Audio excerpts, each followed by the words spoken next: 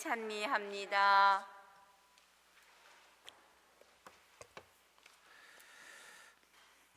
오소서 성령님, 새로나게 하소서. 밤을 새우며 하느님께 기도하셨다. 안녕하세요. 안녕하세요. 네, 저희 이제 목요일 미사가 아주 제일 신나는 미사로 바뀌게 될 겁니다. 그래서 신부님 성가 부르는 것 때문에 싫어가지고 미사 안 나오면 신부님 마음 어떨까요? 네? 속상해요. 그럼 모든 미사를 우리 나자렛 밴드랑 하겠습니다. 그러면 되겠죠? 네. 여러분들이 적응하십시오. 미안합니다. 일방적이라서. 자, 마테오복음, 마르코복음, 루카복음, 예수님의 똑같은 사건을 각각 다른 관점에서 적고 있는 복음서라고 합니다. 그래서 신학적인 용어로 공관복음서라고 합니다. 함께 바라보고 읽어야 한다라는 그런 의미가 담겨 있습니다. 하나의 똑같은 사실을 마테오복음, 루카복음, 마르코복음은 조금씩 미묘하게 다르게 이렇게 표현하는 장면들이 종종 있는데요. 오늘 복음이 그 부분 중에 하나입니다. 제자들을 12사도를 부르신 이 장면에서 루카복음만 예수님께서 12사도를 뽑으시기 전에 밤을 새우며 하느님께 기도하셨다라고 전해주고 있습니다. 하느님의 아드님이시며 하느님과 동등하신 분이라고 우리는 예수님을 그렇게 알고 있습니다. 그러니 우리의 상식과 판단으로 따져보면 기도할 필요가 없으신 분처럼 느껴지는데, 루카복음의 예수님은 기도하시는 분이라는 것을 우리에게 명확하게 보여주고 계십니다. 기도, 이 그리스 말로 기도라는 단어가 어떻게 만들어졌는가? 뭐뭐와 가까이, 아니면 또 누구 곁에, 이런 것을 의미하는 전치사 프로스랑 기도하다, 희망하다, 어떤 것을 바라다, 이런 의미를 갖고 있는 동사 에우코마이, 이 단어가 합쳐져서 만들어진 단어입니다. 그러니까 어원적인 의미로 기도가 무엇인가 라고 생각해 본다면, 누군가의 곁에서 또 그 사람이 희망하고 바라는 것이 무엇인지를 알아듣는 시간을 갖는 것, 이게 바로 기도고요.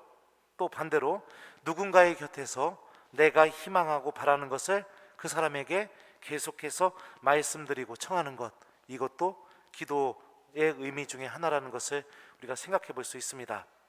그러면 누군가의 곁에서 또 그 누군가가 바라고 희망하는 것을 알아듣는 것, 그 누군가가 누굴까요? 바로 하느님이시죠. 마르코복음에 보면 이 기도의 힘에 대해서 예수님께서 이야기하시는 부분이 있습니다. 예수님이 잠깐 제자들을 떠난 사이에 사람들이 마귀 들린 아이를 데리고 와서 제자들에게 이 마귀가 떠나게 해달라고 청하게 됩니다. 그런데 결국에 제자들은 그 아이에게 들린 마귀를 쫓아내지 못하게 됩니다. 그리고 나서 예수님이 돌아오게 되었을 때 언쟁이 벌어지게 되고, 결국에 예수님께서 그 마귀 들린 그 아이를 고쳐주시는 장면에서 나중에 제자들이 예수님께 따로 물어보게 됩니다. 왜 저희는 그 악령을 쫓아내지 못했습니까? 그러자 예수님께서 다음과 같이 말씀하십니다. 그러한 것은 기도가 아니면 다른 방법으로도 나가게 할 수가 없다. 그러니까 기도는 무의미해 보이고 또 뭐 별로 이렇게 특별한 은총과 힘을 주는 것처럼 그렇게 느껴지지 않는다 하더라도, 성경에서 이 기도의 힘이 얼마나 큰지 예수님께서 명확하게 이 사건을 통해서 우리에게 알려주고 있죠. 하나님의 뜻과 하나님의 은총과 하나님께서 바라시는 모든 것들을 우리는 기도 안에서 얻을 수 있고 또 알아들을 수 있고 또 그것을 실천할 힘을 얻게 됩니다. 예수님께서 뽑으신 제자들의 이름들을 여러분들 유심히 보십시오. 글도 모르는 사람들이었고, 직업 때문에 죄를 지을 수밖에 없는 사람들이었고, 신의와 의리, 또 사람 사이에 지켜야 할 기본적으로 가장 중요한 가치들보다 돈을 더 사랑했던 사람들입니다. 무력과 항쟁이라는 그것으로만 모든 것을 해결할 수 있다고 믿는 사람도 있었고, 보지 않고서는 절대로 믿음을 가질 수 없다고 생각한 사람도 예수님의 제자들 명단에 있었습니다. 그리고 결국에 예수님을 배신할 사람도 있었죠. 바리사이들과 율법학자들이 예수님께서 뽑아놓으신 이 제자들을 바라봤을 때 무슨 생각을 했을까요? 얼마나 예수님을 비웃고 그분의 판단력이 얼마나 어처구니가 없구나 이렇게 생각하지 않았을까, 저는 그런 생각이 듭니다.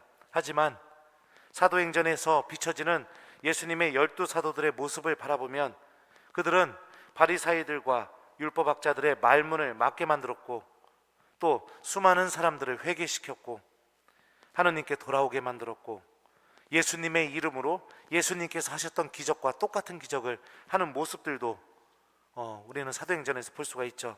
그리고 수많은 교회를 세우면서 하느님의 사람들이 또 하느님의 자녀들이 구원을 기다리면서 살아가게 하는 그런 희망을 주는 사람으로 변화되었습니다. 예수님께서는 기도 안에서 하느님의 뜻이 무엇인지를 찾으셨고 하느님께서 바라시는 것이 무엇인지를 들으신 분이셨습니다. 그래서 그분의 선택은 언제나 세상적인 기준, 합리적인 판단, 내 경험이 나에게 말해주는 그런 결론들, 그것만을 쫓는 것이 아니라 그런 기준들로 바라봤을 때는 말도 안 되고 어처구니 없는 것 안에서 시작되고 있는 하느님의 놀라운 섭리, 하느님의 은총, 하느님의 뜻, 언제나 예수님께서는 그것을 바라보시고 그것을 선택하시는 분이라는 것을 오늘 복음을 통해서 우리가 생각해 볼 수 있습니다. 많은 신앙인들이 받게 되는 유혹 중에 하나가 바로 기도하지 않고 교회의 일과 봉사를 할 수 있다고 생각하는 것입니다. 기도하는 것보다 지금 당장 이 일을 먼저 하는 것이 더 효과적이라고 생각하는 것, 일상의 삶 안에서 기도하지 않고 미사 한 대면 모든 것이 다 내가 하느님 앞에서 해야 될 자녀로서의 모든 의무를 다했다고 착각하는 것, 이런 것들이 우리가 신앙생활 안에서 받게 되는 큰 유혹 중에 하나입니다. 기도하지 않기 때문에 하느님의 뜻을 알아듣지 못하게 되고 기도하지 않기 때문에 모든 선택의 기준이 복음적인 기준이 아니라 경험과 판단과 물질과 세상이 알려주는 그런 합리적인 사고, 이것만이 기준이 될 뿐입니다. 그러기에 신앙인들이 함께 모여 있으면서도 서로 상처받고 서로에게 미움을 또 서로에게 용서하지 못함을, 그런 마음들을 품으면서 살아가게 되는 것도 기도하지 않는 사람이기 때문에 그런 일들이 벌어지는 것 같습니다. 우리는 기도하는 사람입니다. 하느님이신 분도 기도하셨습니다. 그러니 하느님의 자녀인 우리들도 당연히 기도해야 합니다. 내가 기도하고 있다는 것은 하느님과 아주 가까운 사람이라는 것을 의미합니다. 그리고 내가 기도하고 있다는 것은 내 안에서 시작되는 하느님의 뜻이 무엇인지를 알아듣고 하느님께서 바라시는 그 뜻에 순명할 수 있는 사람이 된다는 것도 의미합니다.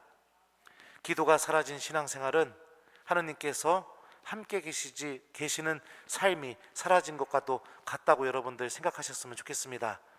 그래서 오늘 복음 말씀을 우리 모두 잘 기억하면서 기도하는 사람이 될 수 있도록, 기도를 양으로만 하려고 하니까 기도하는 게 부담스럽고 힘들 겁니다. 여러분들, 기도는 양으로 하는 게 아닙니다. 내가 순간순간 하느님을 기억하면서 하느님이라고 이렇게 한 번만 불러보는 거, 이것도 아주 훌륭한 기도입니다. 그러니 자주 하느님을 기억하고 하느님께 도움을 청하는 사람이 되도록 노력하는 그분의 자녀들이 되는 오늘 저녁이 되었으면 좋겠습니다. 오늘 숙제는 여러분들 기도하십시오. 예수님처럼 기도했으면 좋겠습니다.